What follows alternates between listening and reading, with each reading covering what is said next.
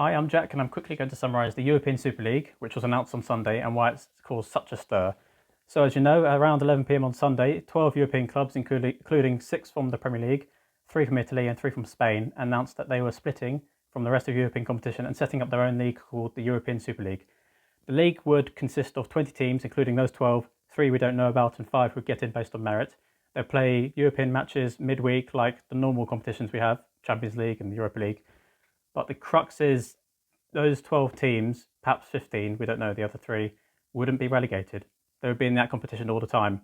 They would receive about £300 million to enter that competition, and they would be financially secure on a permanent basis. There would be no ambiguity surrounding this. There would be no concerns as to whether their poor form would get them relegated from the league. They wouldn't be relegated.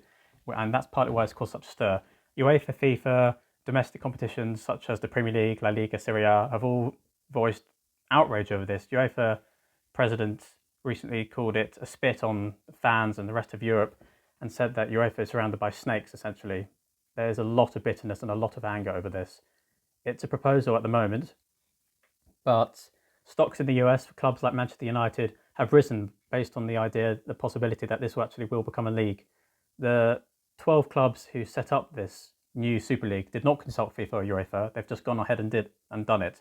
Alongside that, they've set up legal proceedings to try and sue FIFA and UEFA and so on as a preemptive strike in a sense, because UEFA and FIFA have threatened to ban all players involved in this new competition from playing World Cups, European Championships, league matches, and they've threatened fines. They've been called by pundits such as Gary Neville for the clubs to be relegated, lose their trophies, lose points, anything. Basically, this is the biggest change in football, possibly biggest change in football in its 150-year history. It's huge. It could see the Premier League lose its top 6 clubs on a permanent basis, and it's caused quite a stir. It would essentially make these clubs bigger cash cows than they already are. Their billionaire owners desire that they essentially stay in profit on a permanent basis.